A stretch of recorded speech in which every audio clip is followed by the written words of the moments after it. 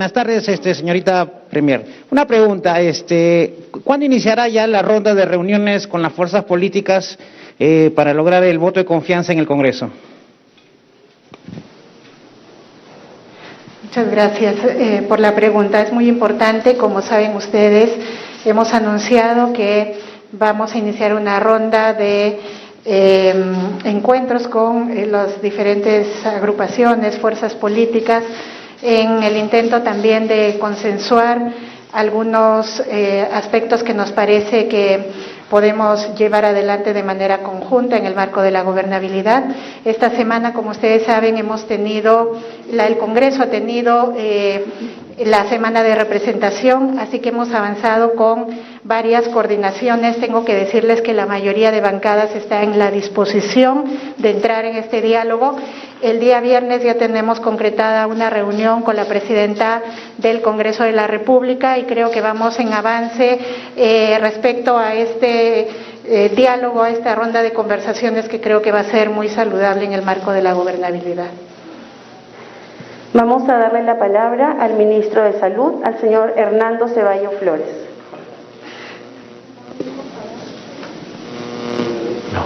Aló. Buenas tardes a todos, señorita Premier, ministros, periodistas.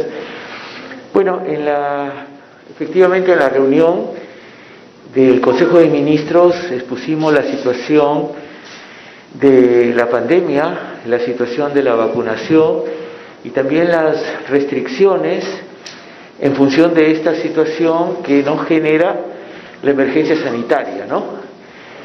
En el caso del informe sobre la situación de la pandemia, informamos la cantidad de casos, ¿no?, que son 2.184.264, la cantidad de fallecidos hasta ahora en el país por la pandemia, que son 199.672 casos, y también señalamos la cantidad de porcentaje de las variantes que están produciendo esta pandemia en este momento, que el 80% la produce la variante Delta, que ustedes saben que es bastante contagiosa, y si bien no hay una aceleración sensible de la cantidad de casos en el país, sin embargo la presencia de esta variante Delta hace que tengamos que tomar todas las precauciones en relación con la posibilidad de que se incrementen los casos a partir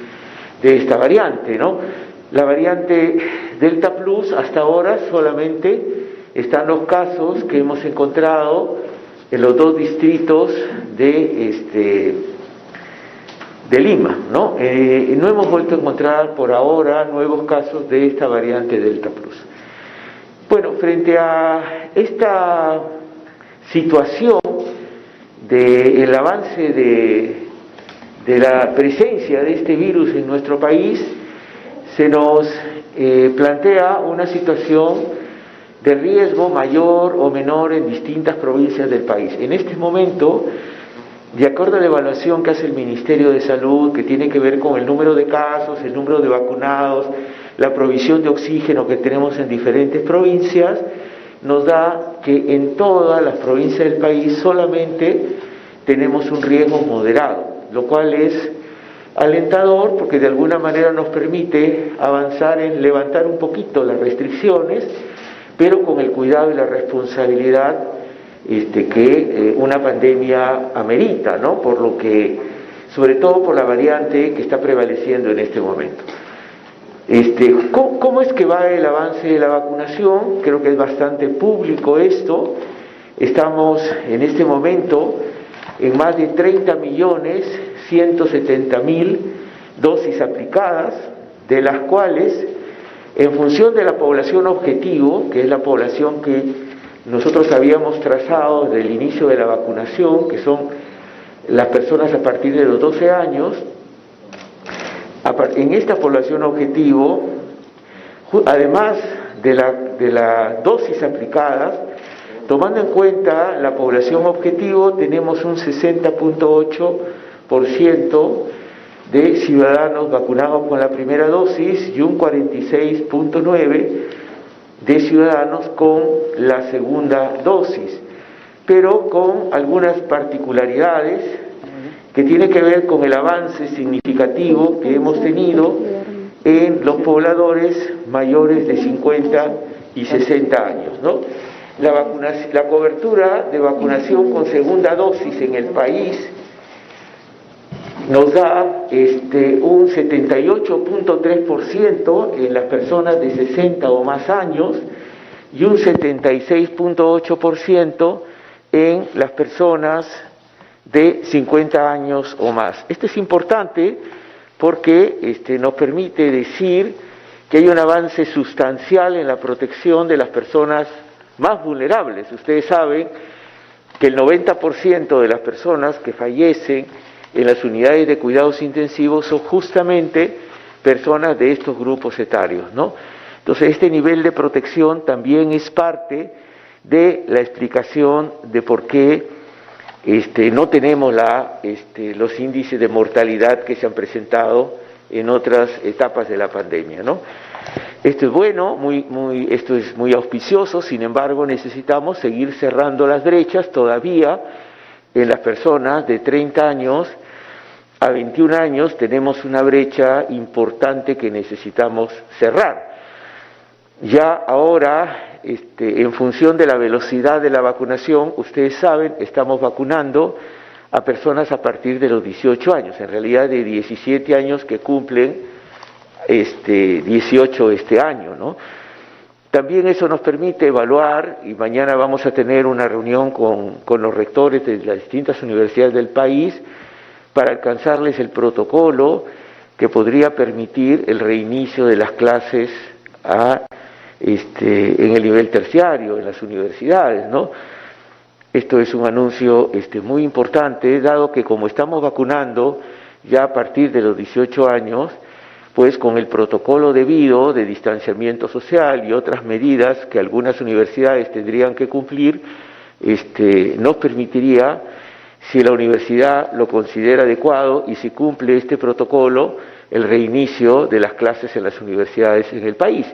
Esto lo vamos a conversar mañana en una reunión en el Ministerio de Salud en la mañana con los rectores de las distintas universidades, ¿no? Las universidades que cumplan este protocolo y consideren que tienen condiciones para reiniciar las clases de manera paulatina, por supuesto, pues van a tener el visto bueno del Ministerio de Salud. Hay, de manera muy rápida, el decreto de urgencia que dicta medidas extraordinarias, que sale de la Presidencia del Consejo de Ministros, pero que además está muy vinculado al informe del Ministerio de Salud, determina algún cambio en las restricciones. Este cambio pasa, por ejemplo, porque la restricción de inamovilidad empezaría a partir de las 2 horas hasta las 4 horas, en lugar del horario de 1 que se había establecido antes. Yo no sé si esto ya lo había explicado primero o no. ¿Por qué razón es que se produce esta restricción de 2 horas? Y como dicen algunos, bueno, ¿por qué no la levantan totalmente? Es porque lo que queremos es que lo que nos ha sucedido antes, con algunas fiestas COVID que se prolongaban toda la madrugada, ¿no? Mantener un grado de restricción y apelando, por supuesto, también a la responsabilidad social de los jóvenes, ¿no? Entonces se va a ampliar para permitir que los negocios también funcionen un poco más tarde, dado que muchos de los trabajadores tienen que desplazarse después a sus domicilios, pues dar un lapso mayor para que puedan funcionar estos negocios, estas actividades, como es restaurantes y otras actividades que funcionan en la noche, para que puedan trabajar un poco mejor. Esto se da en función de que el nivel de riesgo que tenemos en este momento es un riesgo moderado, por tanto nos permite tener este tipo de restricciones. También se ha acordado que a partir del 15 de noviembre los trabajadores del sector salud deberán tener vacunación completa para cumplir sus labores de manera presencial en su centro de trabajo, debido al alto riesgo de contagio y propagación de las variantes de COVID 19 que tienen los trabajadores del sector salud, a los cuales, por otra parte, se les va a empezar a aplicar, como ya sabe la ciudadanía, la dosis de refuerzo a partir del día 15 de este mes, ¿no? También se ha establecido que en los restaurantes y afines cuya área de atención al cliente de salón, bar y sala de espera sumen menos de 200 metros cuadrados, o sea que no lleguen a los 200 metros cuadrados, se va a mantener una restricción del 60% en los restaurantes. Pero en los restaurantes y afines cuya área de atención al cliente, que incluya el salón, la zona de bar y sala de espera, suben igual o más de 200 metros, es decir, que tengan dimensiones suficientes para evitar una concentración excesiva de personas, pues sí se les va a permitir el 100% de aforo, ¿no? Por supuesto, controlando las medidas de protocolo, que es la distancia entre las mesas, ¿no es cierto?, para que no haya una aglomeración. Pero no tiene sentido, si son espacios muy grandes, muchos de ellos al aire libre, que haya una restricción de aforo en este momento en que el nivel de riesgo es moderado bajo en función de la cantidad de casos que tenemos. El otro anuncio es que en el transporte interprovincial se va a exigir dando un mes de plazo para que las personas que no tienen una primera dosis se puedan vacunar y luego vacunarse la segunda dosis, dando un mes de plazo, que las personas mayores de 45 años para los viajes interprovinciales necesiten tener las 2 dosis de vacuna, porque si bien la vacuna es voluntaria, no tiene ningún ciudadano derecho a contagiar a otro ciudadano. Ustedes saben que al no estar vacunado, las posibilidades de contagio son mayores. Entonces, si uno viaja en un ómnibus interprovincial, que tiene que viajar varias horas generalmente, la persona que se te siente pues al lado, tienes el derecho a tener menos posibilidades que te contagie. Y además, por protección a las propias personas mayores de 45 años, estas deben tener las 2 dosis, ¿no?, para poder trasladarse, ¿no?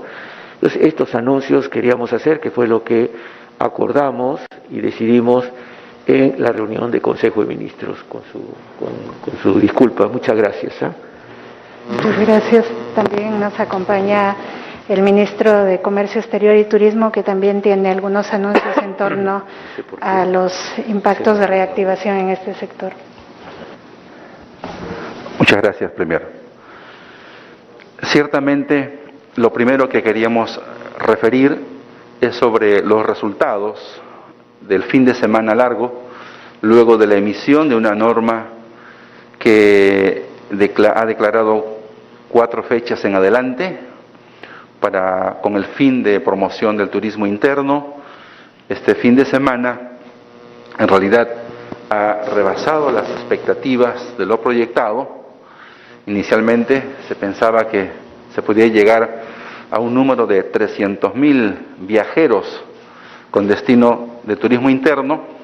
Podemos referir que en el diálogo con las propias agencias privadas, comunitarias, se tiene un reporte aproximado a la fecha de haber tenido como resultado un aproximado de 500.000 viajeros. Esto es importante, sobre todo si vemos también los destinos. Ica, Paracas, ha estado casi al 90% de su capacidad, lo cual es importante como primera semana de los feriados largos en materia de promoción del turismo, sobre todo porque somos conscientes que el sector turismo, en todas sus vertientes, turismo vivencial, turismo gastronómico, turismo comunitario, que une no solamente a toda una cadena de valor de organizaciones vinculadas al transporte, a los operadores, guías de turismo, asimismo también a las agencias de viajes, a los hoteles, hospederías en general, es decir, todo este sector que ha visto que ha caído hasta, por efecto de la pandemia, en 10 veces su capacidad al tema de prepandemia.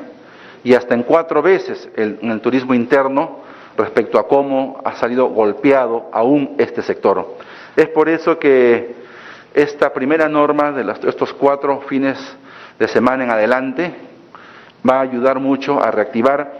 Además, hoy día se aprobó un decreto de urgencia que permite un financiamiento de 11 millones de soles a las asociaciones de artesanos tan importantes en las diferentes regiones del país.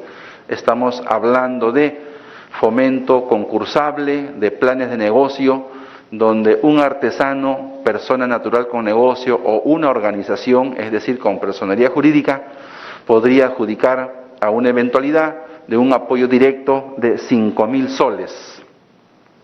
Asimismo, sí nos parece relevante lo que la autoridad sanitaria, en articulación multisectorial, ha determinado respecto a los aforos, por saber, no solamente por los restaurantes, pero sobre todo también por una serie de eventos de naturaleza recreativa.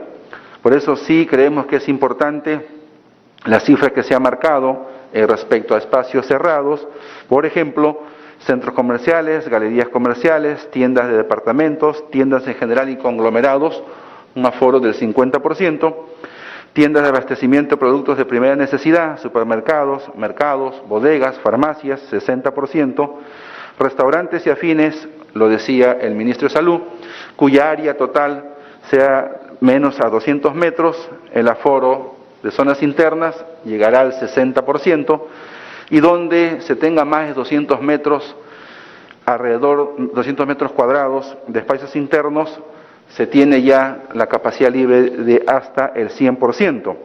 Casinos y tragamonedas al 50%, cine, artes escénicas 50%, así como también en los espacios abiertos, regulado bien también por los gobiernos locales, el aforo es del 100%. Esto va a ayudar de todas maneras a un mejoramiento y recuperación del sector de menos a más. Y finalmente, sí creemos que es importante que esta organización internacional en los Países Bajos, básicamente Holanda, haya reconocido 9 destinos del Perú como destinos verdes, es decir, con prácticas sostenibles alrededor del ecosistema. Entre ellos tenemos a Tambopata en la región Madre de Dios, Alto Mayo en Tarapoto, la región San Martín, la Reserva Nacional Pacaya-Samiri en Loreto, Gocta, Cuela en Amazonas, el Bosque de Pomac en Lambayeque, Parque Nacional Tingomaría en Huánuco, el Lago Sagrado Titicaca en Puno, Sandia y el Parque Nacional Bahuaja-Sonene, Madre de Dios, y Colca en Arequipa. Estos 9 destinos verdes, Green Destination, durante todo el año 2022, desde ahora, tienen un foco especial de atención porque entrarán en un conjunto de 60 paquetes que desde el aplicativo Y tú qué planes con PROM Perú se tendrá una cobertura especial. En conclusión, se están tomando ahora medidas importantes, se ha conformado la mesa ejecutiva de turismo, donde confluyen diferentes ministerios a fin de tomar medidas en el orden de incentivos tributarios, de potenciamiento de las inversiones, de un conjunto de otros programas y ofertas que permita una reactivación como prioridad del sector, pensando bien en las comunidades, los microempresarios. En ese contexto es que estamos y nos alegramos de, en medio de las dificultades, que este fin de semana haya sido positivo. Estamos seguros que en adelante seguiremos ejemplarmente trabajando y por eso es que con la propia Canatur, que es el gremio que asocia a todos los sectores del turismo, en un trabajo conjunto el fin de semana hemos proyectado un Congreso Nacional del Turismo en todos sus vertientes: turismo receptivo, interno, de vocación paisajística, comunitaria, así como nuestras cocinas típicas regionales, la gastronomía, serán materia justamente de un trabajo a fin de medidas que puedan reactivar y volver a recuperar lo importante que significa el turismo en todas sus vertientes para la reactivación de la economía. Muchas gracias. Continuamos con la ronda de preguntas. Les recordamos que es una pregunta por medio. Damos pase a Juan Carlos Cruzado, de la Agencia Andina. Buenas tardes, ministros. Ministra Vázquez, la Comisión de Constitución ya aprobó el dictamen de insistencia sobre la autógrafa, sobre el tema de la cuestión de confianza, ¿no? De aprobarse esto en el Pleno, el Ejecutivo va a interponer una acción de inconstitucionalidad ante el Tribunal Constitucional y quisiéramos saber si es que ya existe una fecha para acudir al Pleno a presentar, a pedir el voto de confianza. Gracias. Sí, muchas gracias. Sí, nosotros en realidad hemos analizado esta situación de la aprobación de el proyecto de cuestión de confianza en la Comisión de Constitución. Hemos expresado también nuestra preocupación porque creemos que, siendo válida y legítima la preocupación del Congreso en relación a regular el tema de la cuestión de confianza de mejor manera, nos parece que sí se regula independientemente de otros mecanismos que representan digamos, el balance de poderes. Lo que vamos a generar probablemente es un desbalance que atenta seriamente con el Estado de Derecho. Entonces, por eso es que hemos estado analizando también el día de hoy este escenario dentro del Consejo de Ministros. Tengo que decirles también que dentro del Consejo se ha evaluado algunas posibilidades de hacer mejores propuestas para atender la preocupación del Congreso, pero también generar mecanismos que no, de alguna manera, promuevan el desbalance de poderes. Entonces, el día de hoy, por ejemplo, el Ministerio de Defensa ha recogido una propuesta muy interesante que viene incluso del Acuerdo Nacional de hace varios años, que hablaba de cómo regular a la vez cuestión de confianza y vacancia presidencial. Y es una propuesta muy sensata, digamos, de cómo regular mejor estos mecanismos para generar, sobre todo, estabilidad y gobernabilidad. Creo que más allá de quién se encuentre en el gobierno o en el Congreso ahora, tenemos que preocuparnos sobre la situación del país de gobernabilidad en los próximos años. Entonces, ahí nosotros hemos analizado esta propuesta que queremos, en esta ronda justamente de conversaciones con el Congreso, queremos socializarla, conversarla.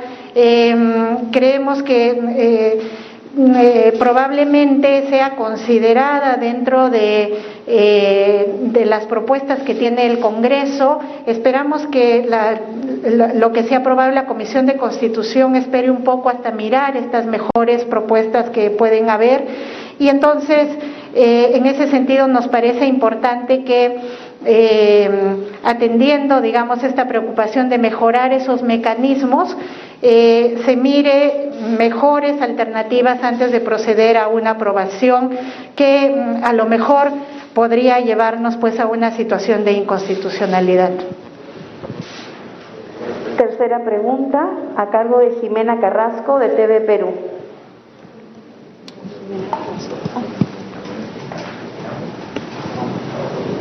Buenas tardes, Premier, ministros, y quería hacerle la consulta, Premier, si es que usted de repente ha conversado con el ahora expresidente de Vidas para que no dé un paso al costado, y de ser así, ¿quién asumiría la presidencia en esa institución? Y en esa misma línea se ha hecho distintos cuestionamientos al ministro del Interior, y si es que usted respalda y le da su confianza, justamente. Gracias. Muchas gracias. Antes se me había quedado una preguntita sobre cuándo vamos a ir a presentarnos para la cuestión de el voto de confianza en el Congreso. estamos viendo la mejor fecha, pero nosotros como Consejo de Ministros estamos, creo, queriendo ir lo antes posible a presentarnos ante el Poder Legislativo. Creo que es importante esto para poder avanzar también en la ejecución de políticas y, bueno, en los próximos días ya anunciaremos la fecha concreta. También quería comentarles respecto a esta pregunta del tema de debida, que es una situación creo que bastante delicada, importante. Este gobierno se reafirma en su interés de lucha contra el tráfico ilícito de drogas, contra los cultivos ilícitos. Creo que hay que reafirmar esa apuesta, y lo que ha sucedido respecto a quien dirigía esta institución de vida, que ha presentado una renuncia de carácter irrevocable, en realidad lamentamos, pero siendo una renuncia en esta condición, lo que nos toca hacer en este momento es buscar seguramente quién pueda asumir este sector, que creo que debe ser una persona que nos garantice capacidad, conocimiento, y creo que además que sea una persona que pues genere los suficientes consensos con la población, con los diferentes sectores que intervienen ahí. Estamos en ese intento para evitar que se produzca un vacío, porque creo que es fundamental que este sector pueda seguir funcionando justamente en el marco y en la apuesta por la lucha contra el tráfico ilícito de drogas. Lo otro, respecto al Ministerio del Interior, yo sé que en este momento hay muchos cuestionamientos que se están presentando, que hay una serie de hechos que han salido a la luz estos días. Miren, nosotros lo que hacemos, como lo ha anunciado el presidente Castillo, es que todos los ministros, incluyendo mi persona, estamos en constante evaluación. Y creo que no debemos desmerecer ninguna preocupación. Eso va a ser considerado para la evaluación que hacemos justamente en el desempeño de cada uno de los sectores. En este momento estamos apenas entrando en este proceso de hacernos cargo de las carteras. Hay un proceso de transición en curso, pero yo quiero decirles que efectivamente nosotros tomamos en cuenta todas las preocupaciones y las vamos a tener en consideración en las evaluaciones que realicemos. A continuación, pregunta de José Chávarri, José Canchari de Innovate. Buenas tardes para el ministro de Comercio Exterior y Turismo. Señor ministro, la semana pasada el Perú ha sido reconocido en 9 lugares, ¿no? Y siendo el sector de turismo el sector más inclusivo, ¿qué medidas está tomando el gobierno para apoyar la verdadera reactivación en las MIPYMES, ¿no? En la economía del país, hacia las MIPYMES que han sido las más golpeadas?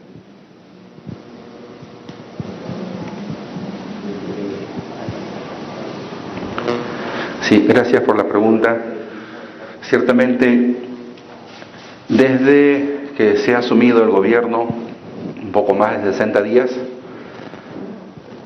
se ha tomado algunas medidas, justamente en trabajo articulado con el Ministerio de Economía y Finanzas, con el Ministerio de Salud y otros ministerios, vinculados, por ejemplo, en entender que la reactivación no atañe únicamente a una cartera, es una política de gobierno con diferentes programas en los diferentes sectores.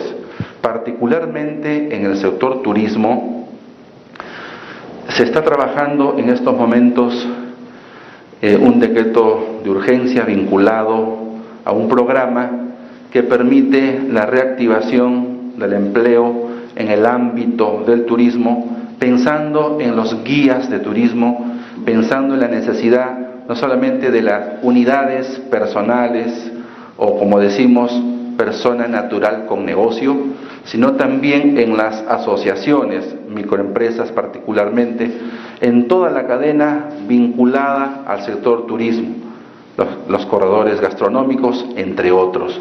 Es por esa razón que hemos lanzado Turismo Emprende con 20 millones de soles enfocados a subsidiar planes de negocio de microempresas con planes de negocio entre 60 a 80 mil soles.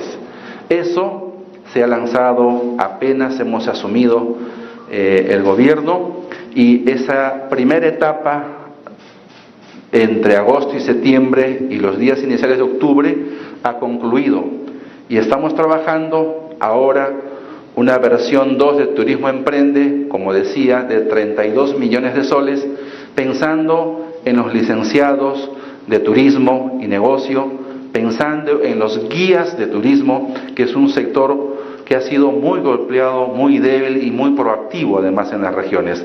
Con estas dos ofertas, además que el propio Somos Artesanía, que hoy día se ha aprobado con una cobertura de 11 millones de soles, que también va enfocado a las pymes del ámbito artesanal, en todos los rubros. Allí tenemos una primera acción importante orientada a la reactivación, pero estamos discutiendo en estos momentos una agenda muy vasta, conversada con el sector privado, con los sectores asociativos propiamente de las regiones, las comunidades, los gobiernos regionales, los gobiernos locales, a fin de poder evaluar y dictaminar en los próximos días otras medidas vinculadas al componente de régimen de incentivo tributario, de inversiones, de promoción. PROM Perú, que tiene su expertise basado básicamente en la promoción de nuestras marcas país al exterior del Perú, hoy está enfocada, además de manera muy particular, en el turismo interno, en los diversos destinos nacionales, no solamente estos 9 destinos Green Destination, destinos verdes, sino en los 52 destinos que ya tienen la certificación internacional Safe Travel, es decir, destinos de un turismo seguro. Eso permite que muchas comunidades estén en condiciones de competitividad.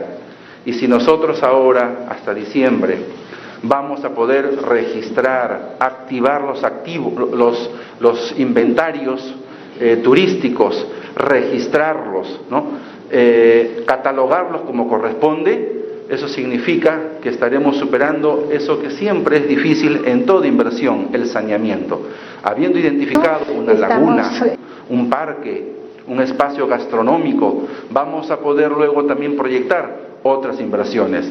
El Plan Copesco, que es nuestra ejecutora de proyectos de inversión, está también muy cercano, articulando proyectos importantes, trabajando con el Ministerio de Ambiente también, todos los que son nuestras reservas.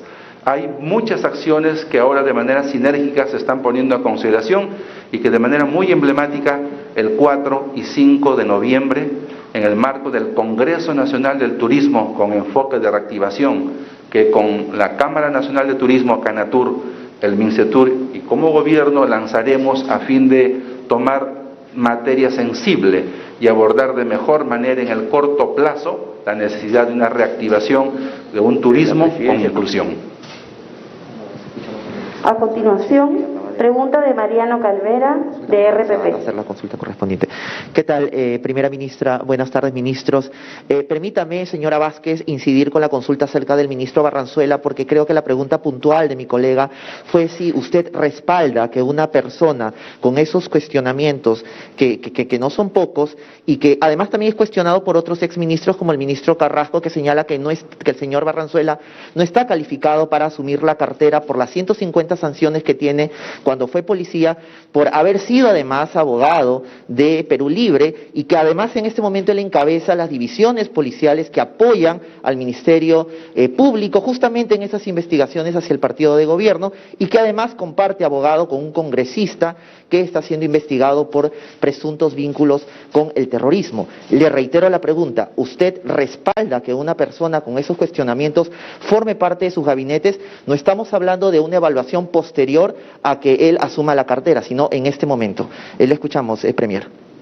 Sí, mire, efectivamente, como he indicado yo, cuando hay un nombramiento de un nuevo gabinete y efectivamente el presidente Castillo empieza a convocar a los diversos ministros que asumen las carteras. En realidad, cuando nosotros al momento de aceptar las propuestas, obviamente estamos respaldando a cada una de las personas que vienen a conformar este gabinete. Sin embargo, los cuestionamientos están surgiendo ahora mismo. Lo que corresponde hacer es proceder a verificar esos cuestionamientos. Entiendo que vienen, hay una serie de datos que evidencian que tendría algunos temas de sanción al interior de la Policía Nacional, etcétera. Nosotros lo que estamos haciendo es pedirle los descargos correspondientes y en ese sentido procedemos a mirar realmente si esta persona, el ministro, seguirá al frente de la cartera, pero eso es lo que corresponde hacer con todos los ministros en este momento. Creo que a todos les compete el derecho de que si hay algún tipo de situación que se denuncia, ejerzan su derecho de defensa. A continuación, palabra de Karen Santillán, de Exitosa. Muy buenas tardes, Premier, ministros. Consultarles porque hoy Exitosa visitó el albergue Villa Marta en Pachacamac, albergue con denuncias por maltratos a menores y además clausurado por la municipalidad. ¿Cuáles son las medidas frente a los albergues que no son del INAVIF? ¿Por qué hay demora en tomar acciones si estamos hablando de menores entre 2 y 14 años? Y además, ¿qué información se tiene sobre este albergue? Ya que hay denuncias de padres de que no se les permite ver a sus hijos. ¿Quién está fiscalizando ese tipo de albergues privados? Porque no creemos que sea la única denuncia en cuanto a estas instituciones y estamos hablando de población vulnerable, son menores. Y rápidamente, Premier, preguntarles cuál es la situación con la bancada oficialista. La congresista Kelly Portalatino ha dicho de que usted no representa a Perú Libre. Vladimir Cerrón ha señalado además que ahora que hay el gabinete que todos desean, el dólar ha bajado. Son palabras bastante fuertes y se trata de la bancada oficialista. Muchas gracias.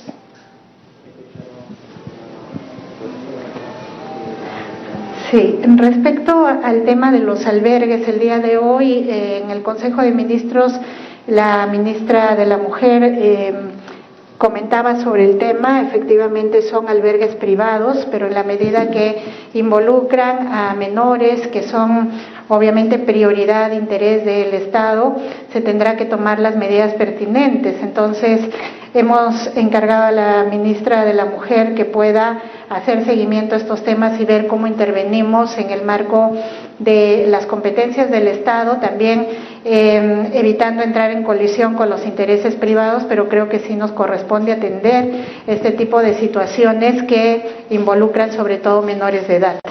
Lo segundo es respecto a la situación con Perú Libre. Miren, en verdad creo que somos muy respetuosos de las posiciones que tienen las diferentes bancadas. Nosotros respetamos democráticamente la forma de mirar, digamos, respecto a este gobierno. Que la bancada oficialista haga críticas demuestra que además estamos en un estado plural donde se aceptan ese tipo de críticas, siempre y cuando nosotros creemos que hay que atender las críticas constructivas, y en la medida de eso estamos empeñados en acercarnos a todas las bancadas, a la bancada de Perú Libre también.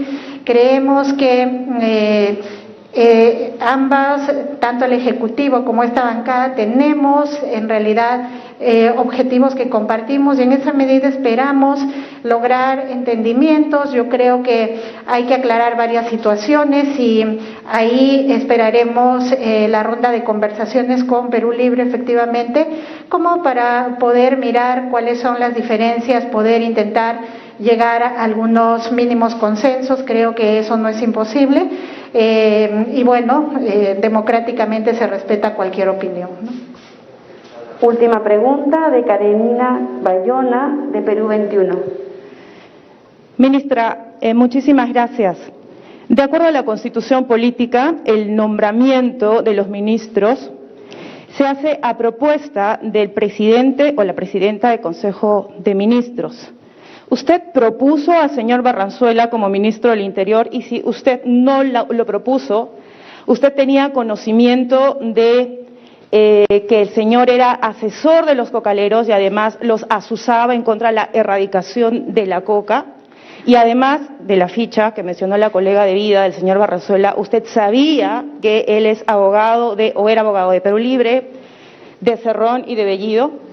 De vida, ministra Premier, ¿cuánto tiempo va a estar sin titular mientras usted lo evalúa? El día de hoy las comunidades ayanicas del Braen han pedido esta tarde de que de ninguna manera se nombre en el cargo de presidente de vida a alguien vinculado con los cocaleros. ¿Usted va a atender este periodo del gobierno? ¿Va a atender usted esto? ¿Lo va a disponer? Muchísimas gracias.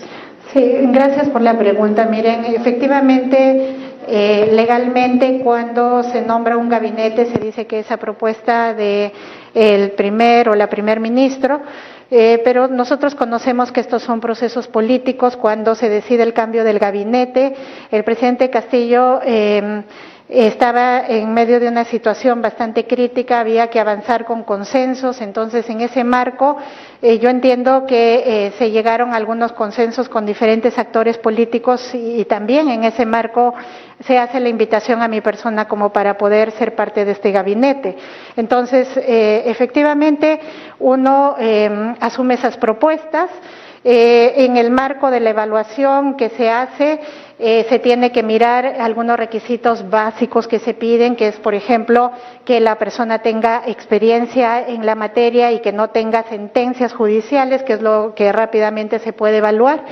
Y bueno, así es como que nombramos a todos los ministros y que si surgen este tipo de situaciones o cuestionamientos que ahora se están sabiendo por los medios de comunicación que patrocinaba tal o cual persona, etcétera, como repito, nosotros estamos pidiendo los descargos y en base a eso se hará, por supuesto, una evaluación sobre el tema.